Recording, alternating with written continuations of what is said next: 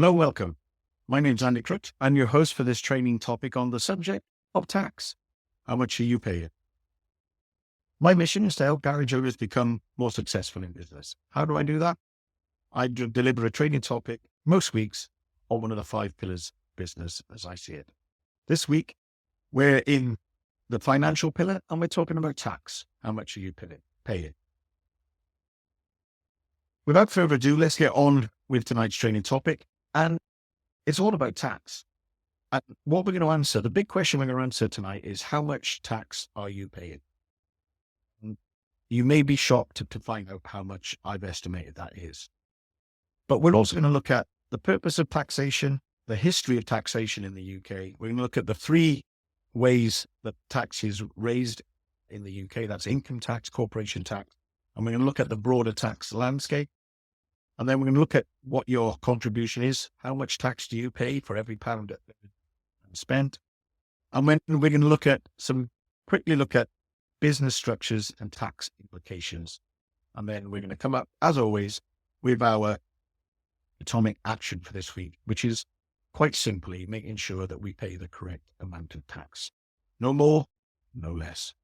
Unless you've ever picked up or looked at the His Majesty's Revenue and Customs, the HMRC tax guide, you will have no idea how big it is. The complete tax documentation, including various manuals, guides, and regulations, is massive. The complete tax manual is approximately 10,000 pages in size. The primary tax guide for individuals and businesses spans around about 2,000 pages on its own. So tax is really complicated, and I am in no way qualified to advise you on matters of tax or anything financial matter. Always seek the advice of a professional. So what is the purpose of taxation? So taxation serves multiple critical functions: funding public services, maintaining infrastructure, redistributing wealth, supporting health and social welfare programs, and regulating economic activity. It has a broader impact, and it's more than a financial transaction. It's a social contract. It represents our collective commitment to supporting community infrastructure, social services, and national development. So quick whistle-stop history tour about taxation then, and the concept of taxation in the United Kingdom has a rich and complex history, as you'd expect.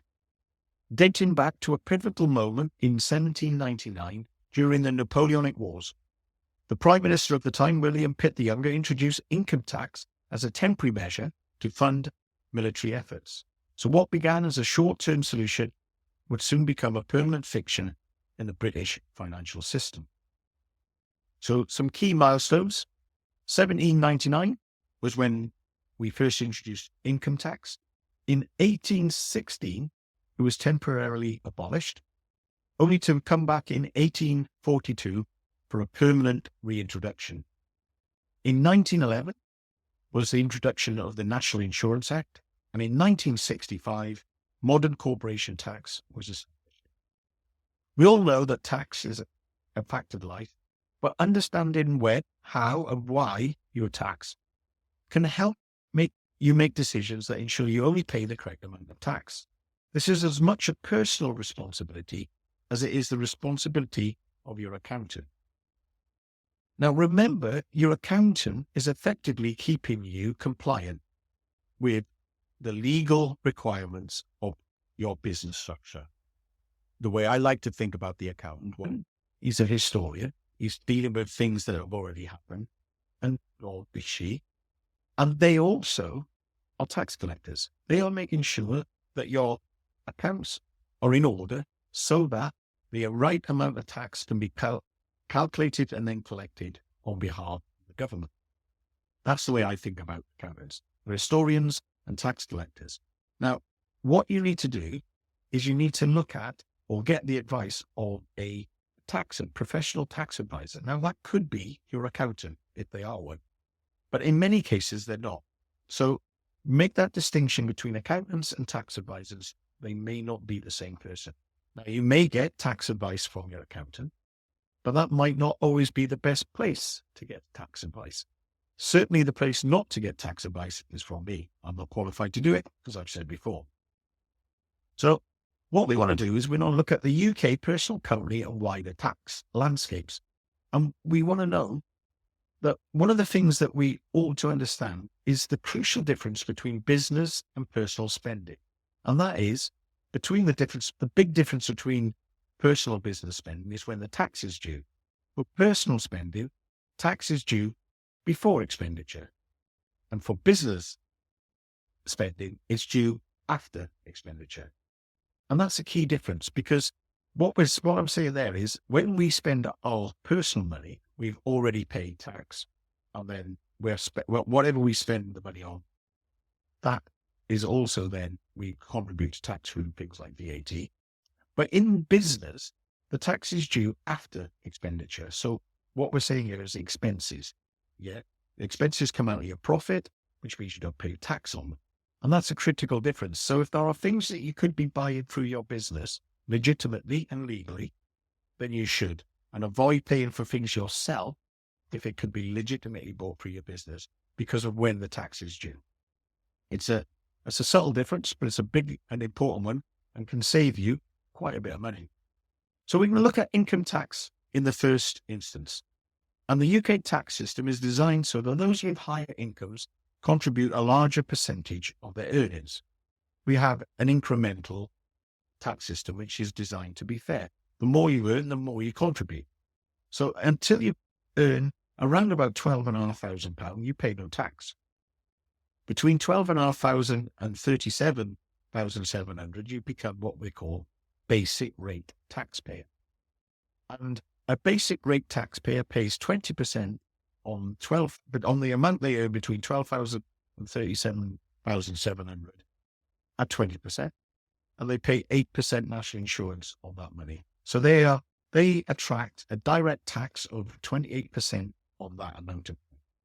If you don't earn £12,571, you pay no income tax. So that is the threshold. Once you go over £37,701, you become a high rate taxpayer, as long as you earn less than £125,140 a year.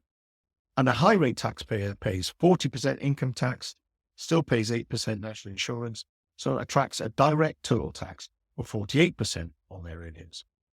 And you don't pay 48% on all of that money, you pay 28% on the first 37,700, and then over that, you would then attract the higher rate.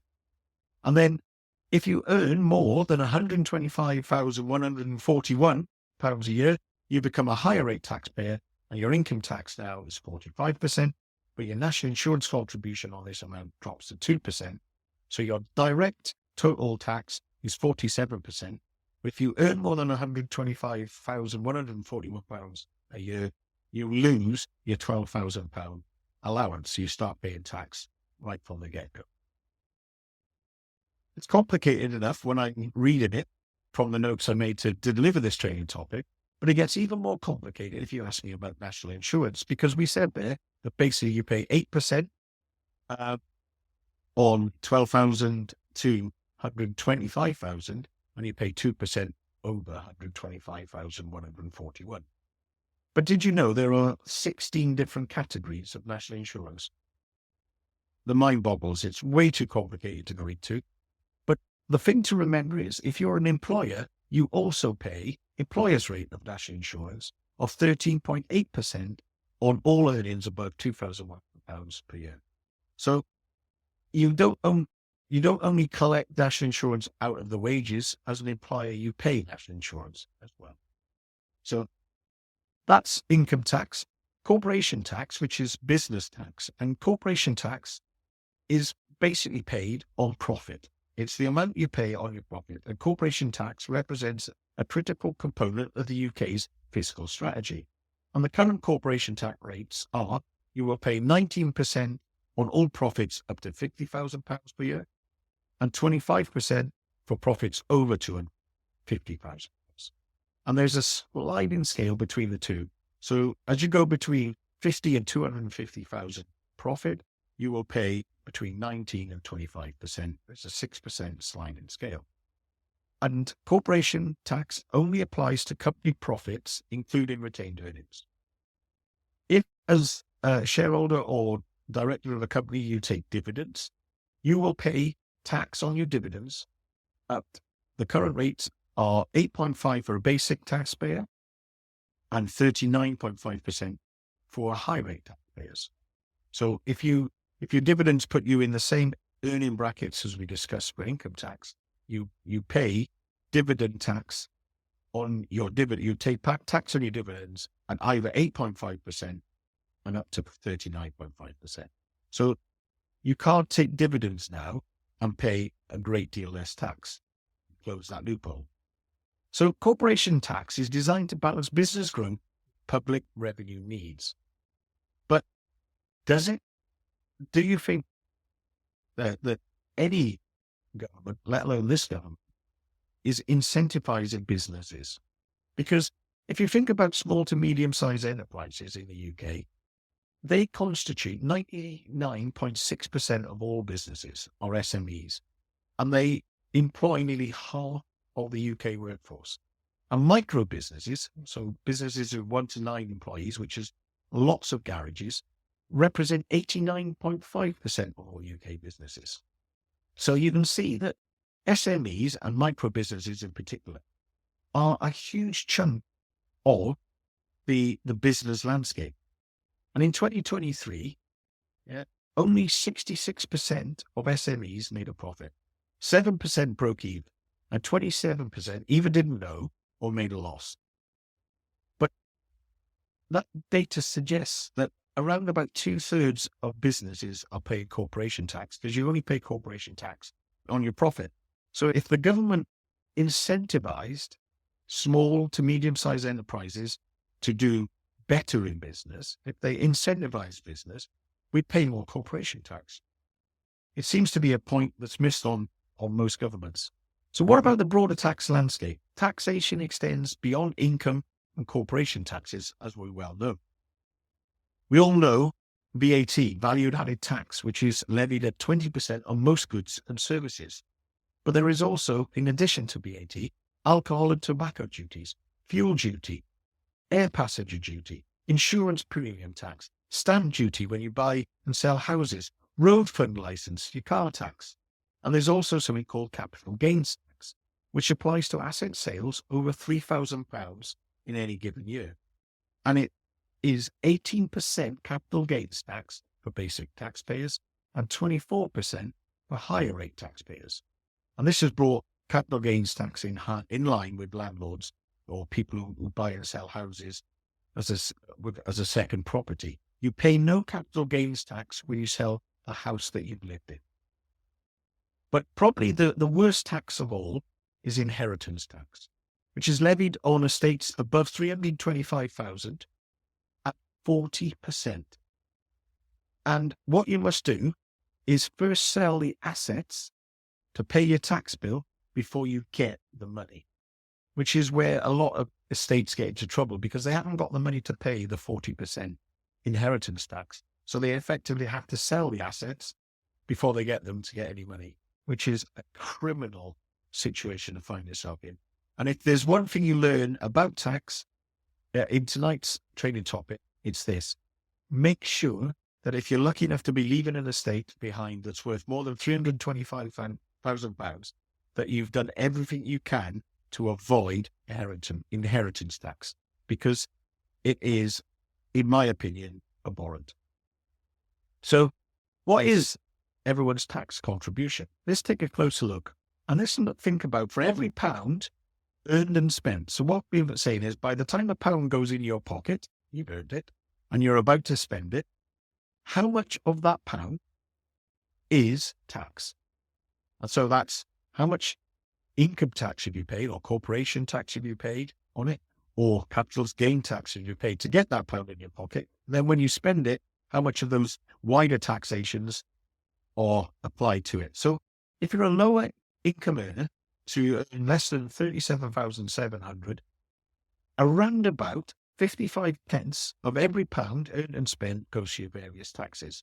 So more than half, 55 pence of every pound is taxed. If you're an higher income earner, around about 75 pence contributes to the public fund. So 3/4 of your pound is tax, which is a frightening statistic. But if you don't think our tax system's fair, then listen to this. Did you know that the top 1% of earners pay 29% of the total income tax bill, while 10% of the top earners pay 60% of the income? So the top 1% pay nearly 30%, and the next 9% of highest earners pay the 60%. So you can see that the top 10% pay the lion's share, the majority of the income tax bill. The bottom 50% of earners pay just 9.5% the total income tax, while the middle 40% of earners pay the remaining 30.5%. So that suggests that our taxation system is relatively fair if you believe that the more you earn, the more you should pay. How much was paid last year? So the UK income tax generated last year was £277 billion. So in 2023, income tax generated £277 billion for the inland revenue. National insurance contributions were £180 billion, VAT £170 billion, corporation tax £103 billion, and the UK total tax bill last year, or the income from tax for the UK PLC, was £1 trillion in 2023. It's a big amount of money.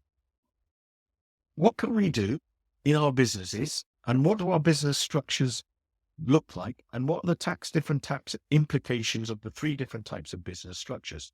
Essentially, there are three types of business structure. There are sole traders, partnerships, and limited companies.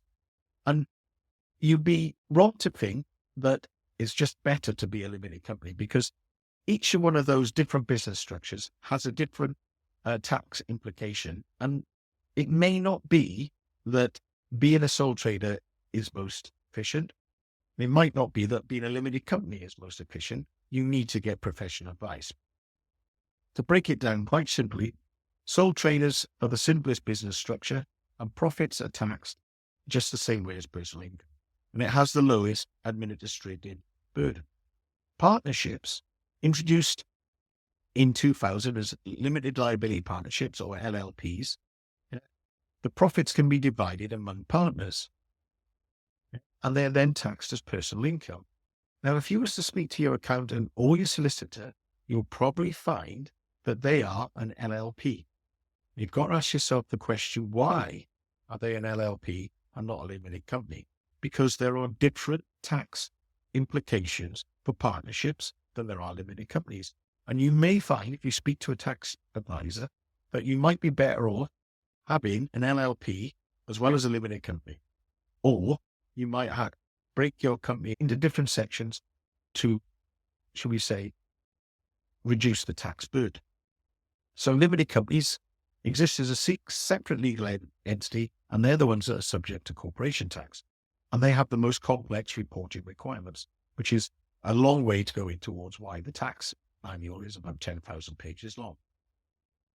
While taxes feel burdensome, they provide essential public services, social safety nets, infrastructure development, economic stability. They provide the defense of the realm. And you have to remember the Chancellor has to balance the national debt, the economy, social reform, and the political agenda. So looking forward then, looking to the future, we've got a new government that happens to be Labour. We've come out of a Conservative government. And traditionally, that you would probably think that Labour governments have been less, should we say, kind to small business. But when the Labour came in, they costed for an additional $8.55 billion in taxes. And what they decided, they said, we're going to need an extra $8.55 billion. And how we're going to fund that is we're going to close the gap, the tax gap, the difference between the amount of tax due and the amount of tax collected. That was plan A. And what they discovered, or what they estimated, was it's around about 5% of the total tax bill is the tax gap. So the amount between the amount of tax due and collected, 5%, so 95% is collected, 5% isn't.